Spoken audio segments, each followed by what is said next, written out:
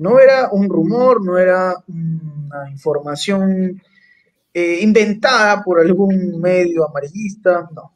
Las intenciones de Turquía de sumarse a los BRICS son bastante serias. Lo ha dicho Rusia, lo ha reconocido Sergei Lavrov, nada menos que el canciller. La propia Rusia empieza a entender que un nuevo momento se acerca. Adhesión de Turquía a los BRICS. ¿Será posible considerando el papel que juega Turquía en Occidente, que no solamente es miembro de la OTAN? Hay aspiraciones. En su momento se habló aspiraciones de unirse al bloque de la Unión Europea. Pero la Unión Europea, casi tratando de advertirle a Erdogan, le dicen: Turquía tiene que acordarse de un detalle no menor. Los BRICS tienen un objetivo totalmente distinto a nuestro bloque. Señores, es un momento histórico el que estamos viviendo. Podría ser, aparentemente, el inicio de una nueva era. Rusia observa expectante porque se viene la cumbre BRICS en octubre en Kazán. Y vaya que podría hacer historia. Queridos amigos, esto es Prensa Alternativa, mi nombre es Enzo Enchante y vamos a desarrollar este tema que es muy, pero muy interesante considerando las últimas variables. Estamos hablando hoy con un invitado de lujo, una persona que usted debe reconocer, que hemos tenido en diversos espacios aquí en Prensa Alternativa, seguramente usted se acuerda de él. Estamos hablando del analista internacional, el señor Eduardo Luque, con quien vamos a desarrollar este tema tan, pero tan interesante. Querido Eduardo, te doy la bienvenida a Prensa Alternativa. Encantado, como siempre, de estar aquí en el programa, hablando y discutiendo de temas que realmente, como bien dices, es un tema absolutamente muy notable y que de alguna forma va a cambiar la correlación que hay. Bueno, después lo explicaremos con más detalle, la correlación que se apunta en este nuevo mundo que nace y que influye mucho en el viejo mundo que muere, ¿no? Que es un poco lo que está en juego en este momento. Así es, y obviamente uno se pregunta, Eduardo, y no deja de venir, a ver, este factor, esta variante que es la OTAN, no deja de ser un elemento importantísimo en esta historia, porque claramente Turquía tiene intenciones serias, Rusia lo reconoce, Sergei Lavrov lo dice, bueno, lo estamos observando con la seriedad del caso, que entendemos que hay un hecho bastante sólido, es lo que piensa Rusia, que estos trascendidos van de la mano ya con una intención real, pero aparecerán seguramente voces discrepantes. La propia Unión Europea, que intenta involucrarse en esta situación, aun cuando Turquía está a la expectativa de ingresar, pues bien, la propia Unión Europea le hace un llamado a Erdogan, Recep Tayyip Erdogan, le hace saber que los BRICS son un bloque que tiene una posición bastante distante a la que ellos tienen. Un mensaje que, por supuesto, podría generar impacto. La pregunta ¿es negro y blanco? ¿Es negro o blanco? Ese es el tema que se podría conversar, entre otras cosas, ¿no? Si para Turquía una adhesión a los BRICS inmediatamente la lleva a un alejamiento con Occidente, con la propia OTAN, ¿qué mirada tiene sobre estos eventos, Eduardo? Sí, efectivamente. Como decíamos, estamos en un momento clave. Esto es consecuencia también de una política muy inteligente por parte de Rusia y de otros países de los BRICS que han ido, digamos, conversando, hablando, interviniendo, ayudando, potenciando las relaciones económicas y políticas entre Turquía y algunos de los países de los BRICS, en especial Rusia, aunque, como bien sabemos, estuvo un momento muy crítico cuando Rusia perdió un avión, fue derribado por la Fuerza Aérea Turca sobre el cielo sirio, que cayó después territorio turco, murió un piloto. A pesar de esta situación, que se dio ya al comienzo de la guerra en Siria, se ha actuado de forma prudente, cambiando la correlación, y Turquía se ha ido dando cuenta que efectivamente no tenía nada que hacer con Europa, con la Unión Europea, a la cual había solicitado su adhesión hace 3 décadas, que está pidiendo Turquía su adhesión a la Unión Europea, y el que fuera presidente de Francia, Valéry Giscard d'Estaing, diciendo que jamás Turquía se incorporaría a la Unión Europea porque la Unión Europea tenía valores cristianos y Turquía era un país musulmán. Por lo tanto, ha estado Turquía durante 30 años, 3 décadas, pidiendo pues, el ingreso y la Unión Europea dándole la espalda. Y evidentemente, ahora, ¿qué ve Turquía? Ve que la guerra en Ucrania va camino de una victoria clara por parte de Rusia, ve la derrota de la Unión Europea en Ucrania y evidentemente las relaciones económicas que ha establecido con Rusia son muy beneficiosas para Turquía. Centrales nucleares, le ha comprado 3 a Rusia, el gasoducto que pasa por Turquía y que nutre de gas, nutriría después a Centro Europa, pasa por Turquía y Turquía va a recibir una cantidad de ingresos por el alquiler de esta tubería y además un aporte de gas a muy buen precio y evidentemente es un negocio redondo que no tiene punto de comparación con el negocio que hace con la Unión Europea, que no hace ninguno, muy poco negocio, al contrario. Por tanto, la decisión turca es importante y clara. Ya ha dicho Erdogan, el presidente turco, que va a participar en la reunión de Kazán, va a intervenir en la reunión de Kazán. Por lo tanto, podemos entender perfectamente que el proceso de adhesión está en marcha. Que sea irreversible o no, lo veremos más adelante. Pero este proceso está en marcha. ¿Por qué digo que sea irreversible o no? Porque recordemos que Turquía ya le dio a la OTAN un golpe de Estado y tuvo dificultades para salir adelante. Salió adelante Erdogan gracias a la información de la inteligencia rusa y de la inteligencia siria, que eran sus enemigos entonces. Gracias a la inteligencia de los 2 países pudo prepararse para el golpe y conseguir dominar el golpe de Estado que había organizado la OTAN. Por tanto, Turquía tiene mucho que perder si se queda en el bando de la OTAN, de la Unión Europea, y tiene mucho que ganar si se va al lado de los BRICS. Esto es el marco general que ahora nos movemos. Y después hablaremos de la OTAN, que va a tener repercusiones enormes, enormes también en el entramado militar. Por supuesto, ese creo yo es el punto que muchos están aludiendo, ¿no? La posición por parte de Turquía respecto a la OTAN, que creo nos habla también, Eduardo, de una situación bastante crítica en el bloque, porque no solamente es la voz de Turquía diciéndole abiertamente a sus socios, queremos negociar, queremos ser libres de poder establecer algún vínculo con un país que desde luego no es que se lleve muy bien con ustedes, como es el caso de Rusia. Nos lleva también a pensar en la situación de Hungría, que es un país que también muestra sus discrepancias con el bloque, nos lleva a pensar, por supuesto, y cómo no decirlo, en el propio Donald Trump, que habla con frecuencia de cómo es que la OTAN en realidad se está convirtiendo en un estorbo. ¿Cómo no recordar, por ejemplo, hace unos días lo que dijo Robert F. Kennedy Jr. también, que por supuesto se ha unido al clan Trump de cara a las elecciones en los Estados Unidos y que no deja de hablar de la OTAN como un bloque que no ha hecho más que capitalizar las intenciones de prolongar el conflicto en Ucrania? Estamos ante el momento de mayor desprestigio de esta alianza, Eduardo. Pues efectivamente vamos camino del mayor desprestigio. Lo que pasa es que hemos de ver que hay como dos cabezas de esta misma hidra, ¿no? Es, la serpiente, la hidra mitológica, que en aquel caso tenía 7 cabezas en la época de los griegos, ahora tiene 2.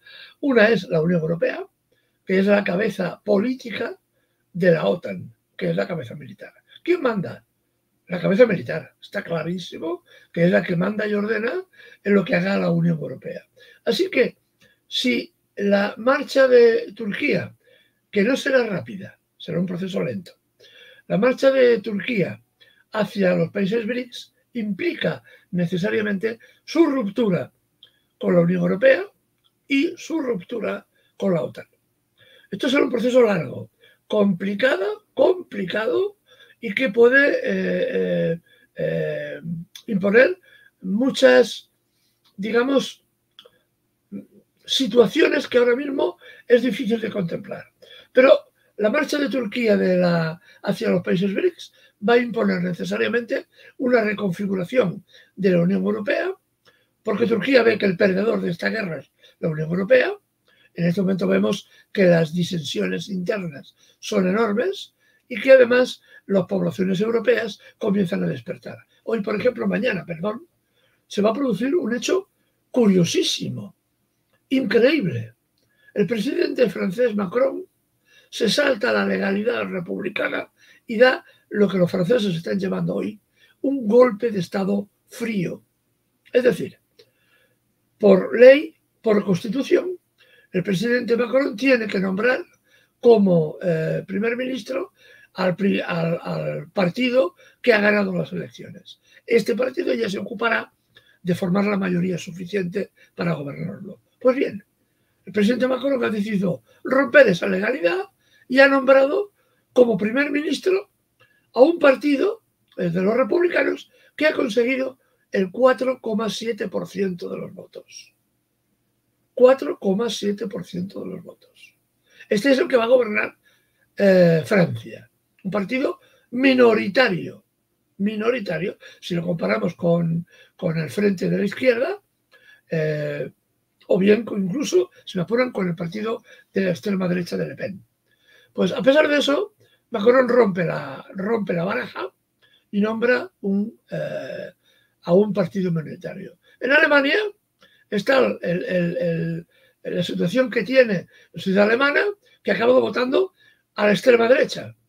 No porque los alemanes sean fascistas, sino porque no hay otra esperanza. Y ven que el Partido Socialdemócrata, y especialmente los verdes, se han pegado un batacazo electoral monstruoso.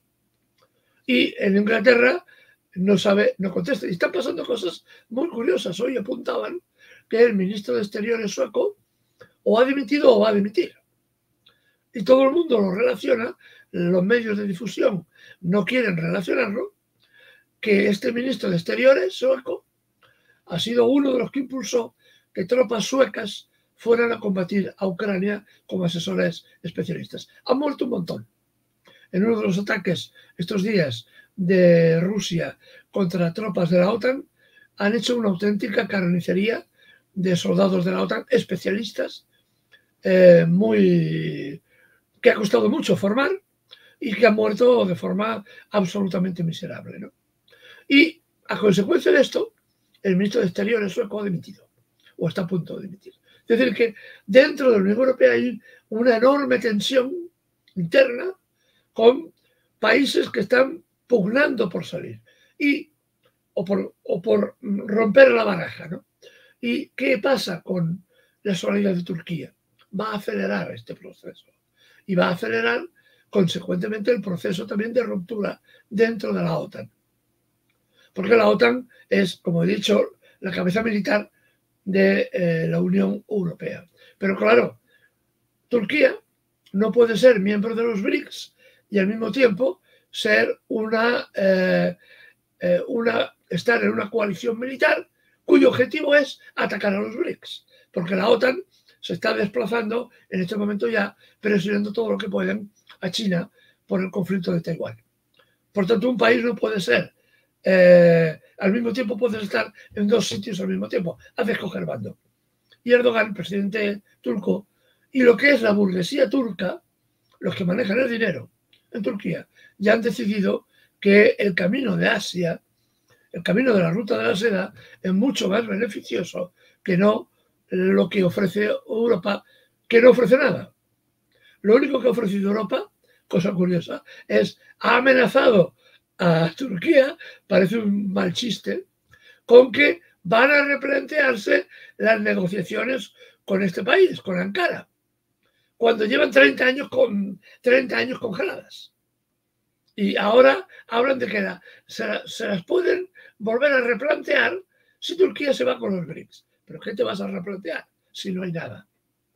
Que este es el gran desastre de la Unión Europea, que ha sido incapaz, de hecho, de plantar cara a Estados Unidos y tener una política propia. Al convertirse en vasallos de Estados Unidos, todo el problema se acumula y se multiplica. Estados Unidos entra en decadencia y arrastra en esta decadencia a la propia Unión Europea. Por eso está pasando lo que está pasando con Turquía. Porque recordemos que Turquía es el segundo país en capacidad militar de la OTAN, el número de efectivos que aporta y aparte el valor estratégico enorme que tiene Turquía porque cierra el Mediterráneo Oriental y cierra el Mar Negro a través del estrecho de los Dardanelos. Siempre ha sido un elemento clave en la geografía y en la geoestrategia del continente europeo, de Eurasia, desde hace centenares de años. No viene de aquí. Así que asistimos a un cambio histórico con la marcha de Turquía, con la unión de Turquía con los países BRICS, marca un hito histórico que posiblemente cuando se estudie, no dentro de demasiado poco, podemos decir, aquel momento que Turquía decidió irse con los BRICS, cambió la historia. No es así, pero los historiadores tenemos la fea costumbre, siempre digo, de poner una fecha para que nuestros alumnos, para los que leen los libros de historia que escribimos, tengan una fecha de referencia. Y una fecha de referencia sería si finalmente Turquía entra en los BRICS como forma parte de este grupo en el momento que firme los estatutos. Que yo calculo que puede ser perfectamente en el año que viene. Ok, entonces, para decirlo de cierto modo, posiblemente no esté vinculado con algo inmediato. Algunos plantean esto, ¿no? Que entre otras cosas se podría decidir casi con el cierre del conflicto en Ucrania. No, esto es algo que tomará tiempo. Es algo que tomará tiempo y seguramente puede entrar a tallar algún tipo de efecto reversible, ¿no? Como lo habíamos comentado al inicio. Pero, no deja de ser igual importante esta mirada, que es que cada vez Rusia se convierte en una referencia mucho más altisonante que lo que es Washington. Yo recuerdo, por ejemplo, una información que leí hoy temprano, Eduardo, sobre cómo es que ya se habla de una, no sé si llamarlo huida, pero una llegada en masa de muchas personas que forman parte de países de la Unión Europea, de la OTAN, que quieren ya un permiso de residencia en Rusia. Recordemos que Vladimir Putin firmó un decreto a inicios de septiembre, entonces esto nos habla ya de una Rusia que se convierte aparentemente en un lugar de mayor estabilidad, donde muchos de estos ciudadanos que forman parte de estos países de los bloques ya mencionados observan en Rusia como el nuevo momento, ¿no? Es un escenario casi inimaginable. De hecho, recuerdo también lo que dijo María Butina, quien es miembro del Comité de Asuntos Internacionales de la Duma Estatal Rusa, y hablaba de cómo Alemania, por ejemplo, es el país que encabeza esta lista de naciones en las cuales sus ciudadanos piden ya vivir en Rusia. Hablamos de ciudadanos de países obviamente occidentales, ¿no? Entonces, no sé cómo interpretarlo por ese lado, Eduardo, considerando que lo que en su momento se trató de convertir en una demonización de este país, ahora es un lugar soñado para muchos ciudadanos de Europa. Sí, para muchos ciudadanos europeos y de otros continentes. Que estoy bien, por ejemplo, mira, los acuerdos que firmó Rusia con los países del Sahel, con Níger, con Burkina Faso, incluían, aparte de relaciones económicas, de crear empresas conjuntas para explotar el uranio e instalar centrales nucleares rusas en estos países, incluía la formación de técnicos en universidades rusas. Que recordemos que eso es una cosa que hacía la Unión Soviética, la antigua Unión Soviética, recibía miles de estudiantes de todos los continentes, becados muchos de ellos, para que estudiaran en universidades rusas.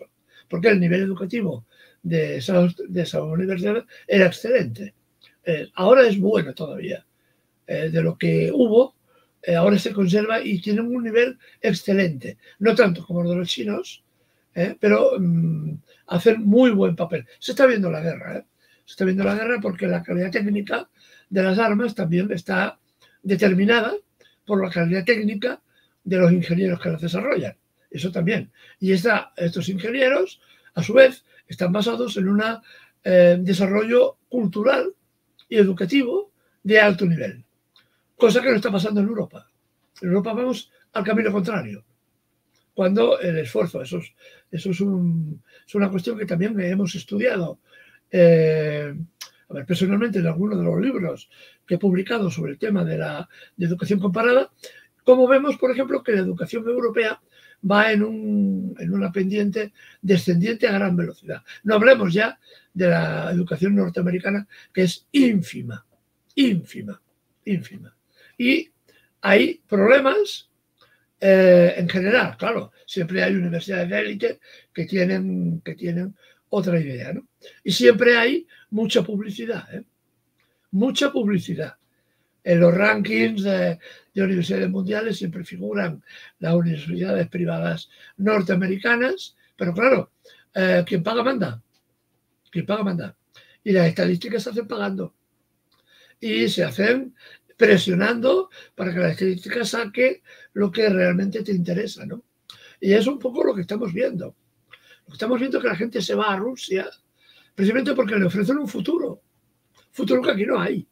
Aquí sacamos, por ejemplo, podemos llegar a sacar 200.000 licenciados en nuestro país en un par de años en ingenierías, que cuesta mucho, mucho dinero, mucho esfuerzo. Son carreras muy exigentes y no encuentran trabajo. En cambio, llegas a Rusia y te ofrecen la posibilidad de encontrar trabajo de lo tuyo, de lo que has estudiado, y en condiciones muy favorables. Igual ha hecho China. China impuso un sistema para que culmina en el 2000, parece que es este año, el año que viene, el 2025, llevan 5 años con una inversión neta de 150.000 millones de dólares en educación.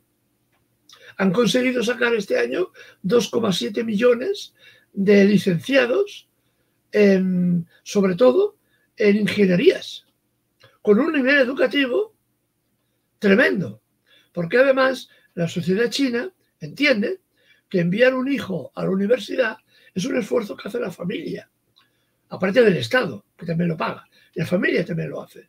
Entonces, toda la familia extensa, primos, cuñados, hermanos, sobrinos, todo el mundo ayuda económicamente a ese chaval que va a la universidad o a esa mujer que va a la universidad, porque es un orgullo familiar. Por tanto, es importantísimo que ese hijo, esa hija, saque una carrera porque le da honor a la familia. Entonces la familia está presionando, está apoyando a ese estudiante, ¿no? Cosa que aquí, pues en Europa no se hace, en Estados Unidos menos, y yo que me he podido recorrer algunos de los países de Latinoamérica y he podido observar y comparar sistemas educativos, ves como el nivel educativo, hay muchas universidades, pero muy pocas tienen un nivel, desde mi punto de vista, eso es discutible, como todo, tienen un nivel educativo manifiestamente mejorable. Manifiestamente mejorable. Entonces, claro, Rusia ofrece alternativas, ofrece posibilidades. Es un país enorme, con grandes extensiones. Te van a ofrecer condiciones de trabajo buenas, salario adecuado, ayudas, posiblemente ayudas sociales. No te exigen el ruso, por ejemplo. Ya lo aprenderás allá. Entonces, evidentemente, es muy atractivo. ¿Y aquí qué estamos haciendo en Europa? Scholz, canciller Scholz, hablaba el otro día de expulsiones masivas de migrantes. Expulsiones masivas. Lo que nunca se había atrevido a hacer, pero la extrema derecha está presionando y el Partido Socialdemócrata adopta el lenguaje de la extrema derecha. Paradoja de las paradojas.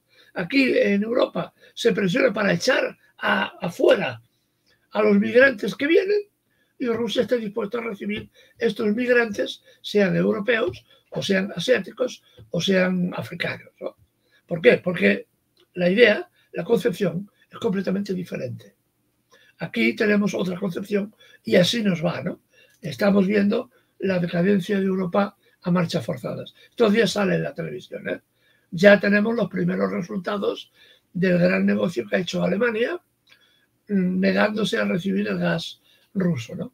Los miles de despidos que se van a producir en las empresas Volkswagen inmediatamente ya, porque la producción no sale, los costos se disparan, no hay compradores y sobre todo el ritmo de fabricación es terriblemente lento. Y el mercado europeo se lo van a comer los chinos. Por tanto, tenemos los resultados de lo que la Unión Europea está haciendo en esta guerra. Hundir la economía europea y hundir al continente. Entonces, quien te ofrece mejores condiciones, rápidamente te orientas y piensas, hombre, pues a lo mejor allí tengo futuro, ¿no? Sobre todo gente joven, que es lo que desea Rusia, gente joven, que son los que más pueden aportar en un futuro, en el presente y en el futuro, como es normal, ¿no?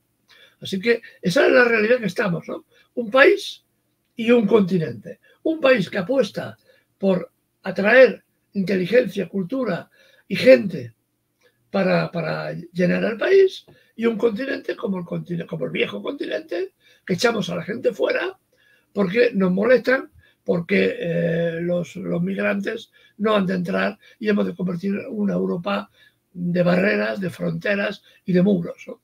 Como los de Trump en Estados Unidos.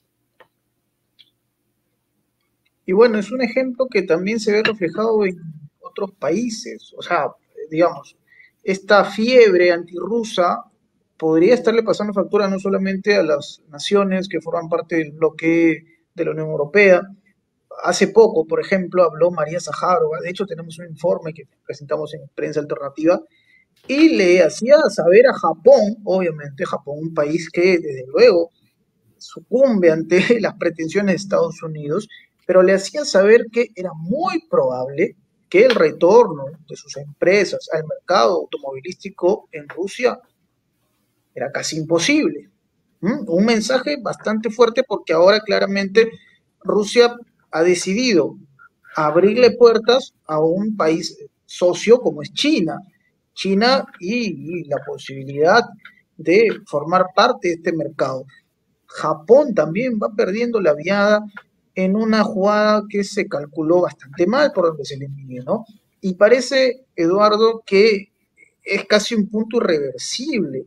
¿Hasta qué punto esto podría considerarse un camino de no retorno, considerando las consecuencias que enfrentan muchos de estos países que decidieron seguir el plan de Estados Unidos, que decidieron seguir el plan de los líderes de Occidente? Sí, seguir el plan de Estados Unidos para Occidente es un suicidio. Es un suicidio colectivo. Japón tiene muchos problemas, muchos. El primero es la demografía. Tiene un nivel demográfico muy bajo. Los nacimientos, la mortandad supera con creces muchísimo a los nacimientos, y a la vuelta de 10 años Japón va a tener enormes problemas para sostener su economía por falta de gente. Y aparte, es un país que se niega, son profundamente racistas, la clase superior, que se niega a la admisión de migrantes asiáticos. Ni siquiera con, con, con, con los medios para trabajar, con los pasaportes de trabajo de 3 meses, con la visa, ni siquiera. Ponen enormes dificultades para que la gente en Japón vaya a trabajar, que podrían aportar a la economía nacional. Después tiene otro gran problema, que es el déficit público. Japón es uno de los países más endeudados del mundo respecto al PIB. Estamos hablando de casi el 200% de déficit. Una barbaridad. Y tercero, encima, la clase dirigente, la casta dirigente de Japón, muchos de ellos estaban ligados por lazos familiares a los antiguos generales fascistas de la Segunda Guerra Mundial. Son sus abuelos. Entonces el revanchismo militar japonés está presente, muy presente. Por eso se ha cambiado la constitución japonesa, que era una constitución que obligaba a la paz, a no tener ejército más que defensivo. Se ha cambiado esa constitución para hacerla capaz de asegurar un rearme acelerado de Japón. Entonces, enfrentarse a China, eso es un suicidio. Entre otras razones, por una cosa muy simple, que parece que los dirigentes occidentales se han vuelto un poco locos todos. Japón necesita el carbón de Rusia sí o sí. Gran parte de su producción eléctrica, en torno al 16-20%, viene del carbón ruso. Y está amenazando a Rusia. Y está amenazando a China. A ver si eso es de ser inteligente. Japón no tiene materia prima. Por eso perdió la Segunda Guerra Mundial. No tiene materias primas. Depende de lo que compra.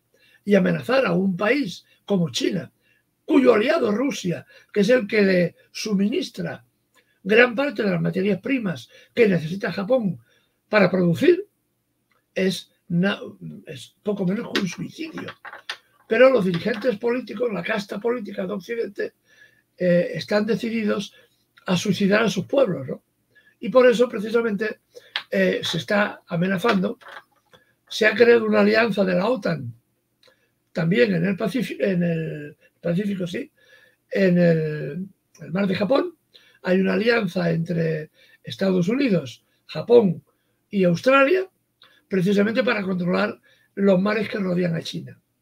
Pero claro, para Japón, que es tan débil en materia prima, realmente es un problema muy complicado si Rusia decide, en represalia, cortar el carbón o cortar el gas o aumentar el precio.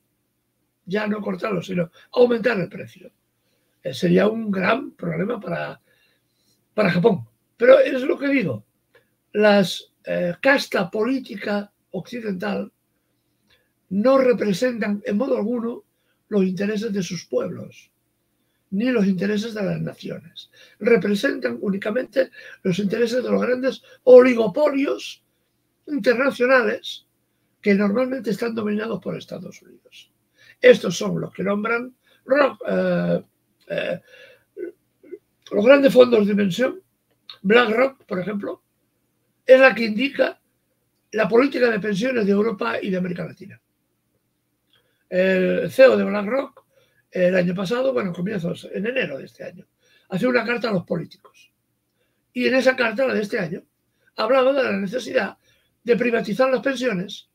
Bueno, ellos lo llaman racionalizar las pensiones. Privatizarlas porque la edad de jubilación, porque la gente es mayor, porque no se pueden pagar las pensiones, toda una retraída de absoluta mentira, pero que sirve. Y todos, muchos países han cogido como lema hacer reformas en los planes de pensiones, porque los políticos europeos occidentales no son sino marionetas en manos de los grandes fondos de inversión, especialmente BlackRock y otros más. Ya hablaremos otro día de ellos porque son auténticamente los amos del mundo. Auténticamente los amos. O lo pretenden ser los amos del mundo. Pero de eso ya hablaremos otro día en otro momento. Y por supuesto, no podemos dejar, si hablamos de BlackRock, no podemos dejar de pensar en Ucrania, en la guerra, y vamos a hablar justo sobre este punto. Hay información que circula, tú sabes, Eduardo, que no es precisamente en habla hispana, ¿no? Pero que llega a nuestro equipo de prensa alternativa a través de otras plataformas, información que llega desde Rusia, RIA Novosti, que es un medio con credibilidad, por decirlo de alguna manera, y hablan ya de un escenario en marcha para derrocar a Volodymyr Zelensky. Justo tú lo comentabas hace un momento, la impaciencia de los pueblos que empieza a pasar factura y que ya avisa y que obliga a tomar decisiones, porque claramente el ciudadano ucraniano que no quería comerse este pleito está perdiendo y mucho, ¿no? Y hablo por los que se quedaron, porque muchos, desgraciadamente, fueron enviados a la guerra contra su voluntad y ya no pudieron contarlo. El punto es que RIA Novosti ha hecho o ha publicado un informe en el que se detalla, se ha puesto en marcha un plan para sacar a Zelensky del poder. De hecho, citan eventos recientes, como ya lo sabemos, una salida casi en masa de muchos de sus ministros. Dimitro Kuleva, que era el canciller, se fue hace poco, nada más hace unas horas.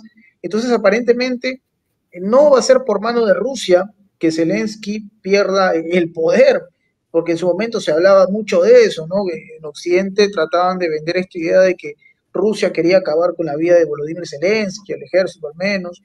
Aparentemente esto va a venir de una mano amiga, entre comillas, ¿no?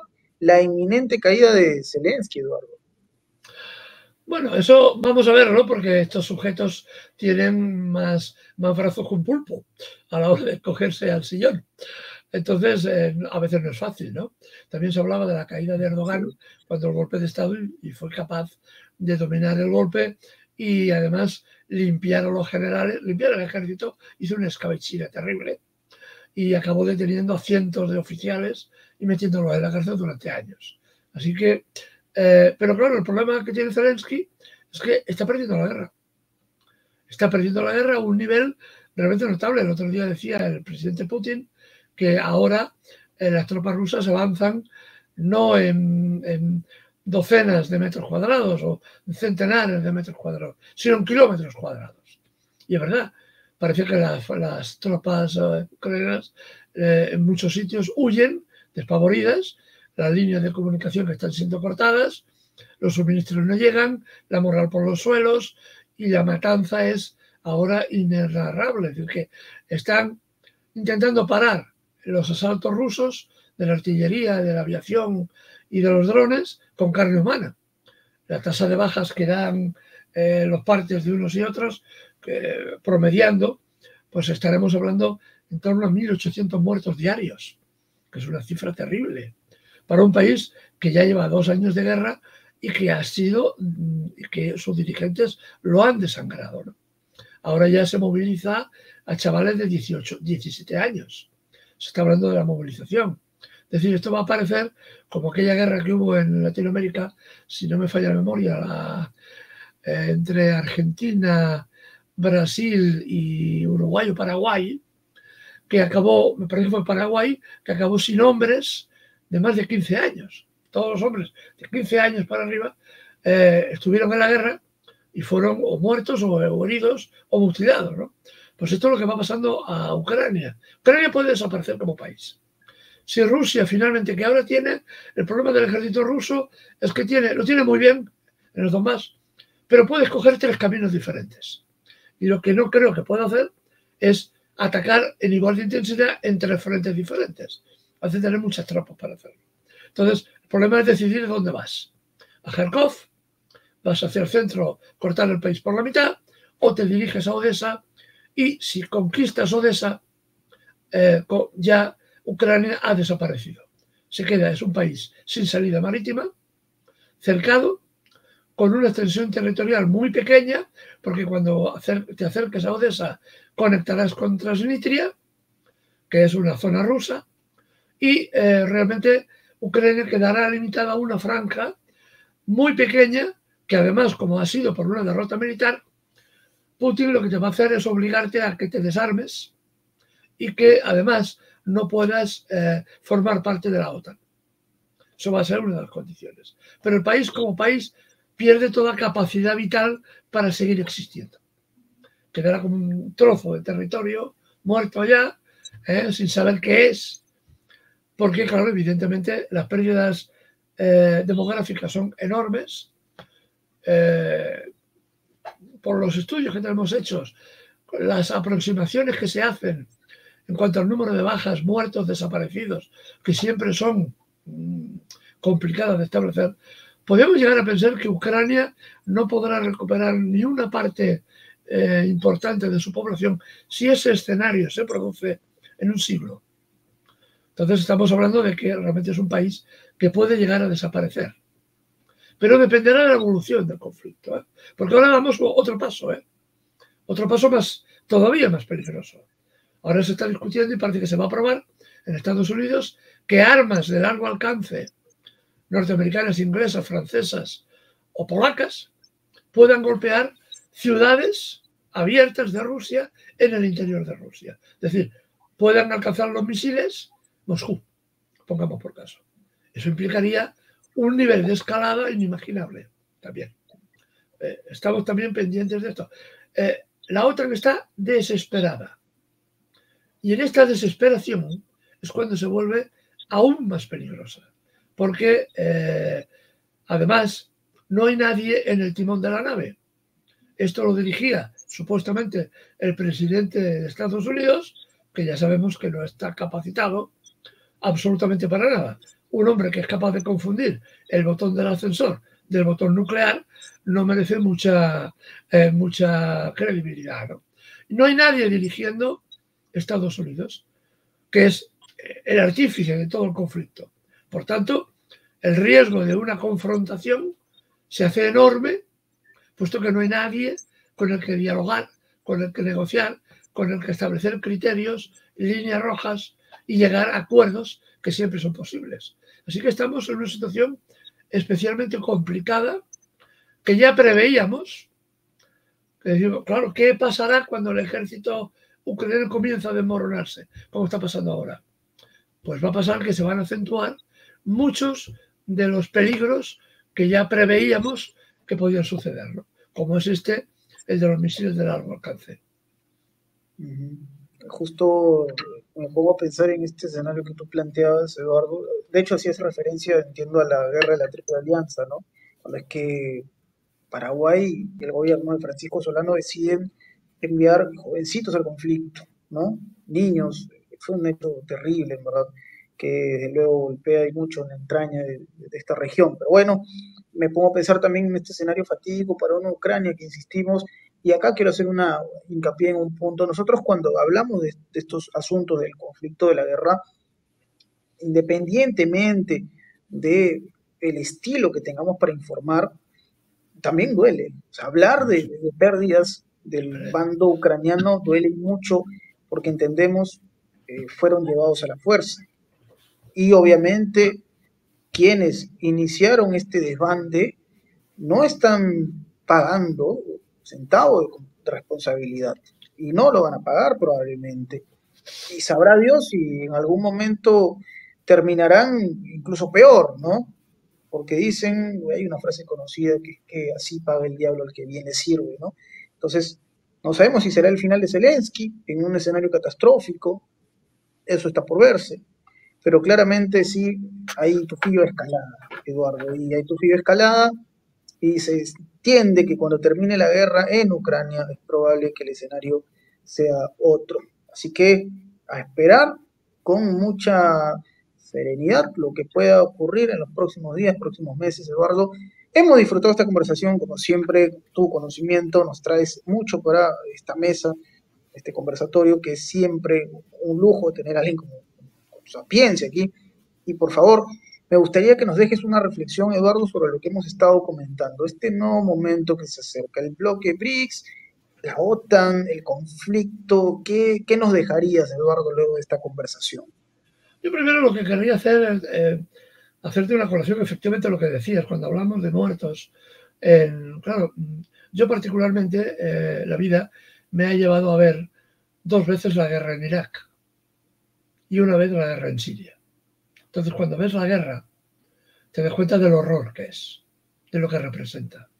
Porque, claro, cuando vas haciendo ayuda humanitaria, como en el caso de Irak, 2 veces, te paseas por los hospitales de sangre, ves los niños muertos que se mueren delante tuyo, ves el horror de una guerra y la muerte de tantísimos inocentes, de tantísimos inocentes. Cuando vas a la guerra en Siria, o en plena guerra en Siria, también, para lo mismo, para llevar ayuda humanitaria, y ves el horror también de la guerra, no puedes por menos de recordar a esos malvados, a esos absolutos malvados, que se benefician de tanto sufrimiento y de tanta mortandad y de tanto dolor.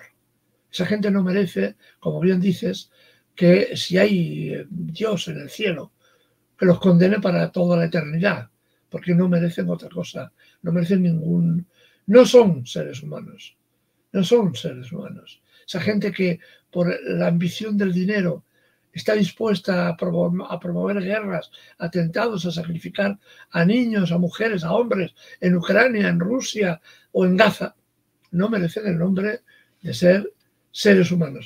Y de eso, desgraciadamente, hay un montón de políticos europeos que son de este tipo, europeos y occidentales, que son de este tipo, que entienden que la guerra es un negocio y hay que incrementar los beneficios.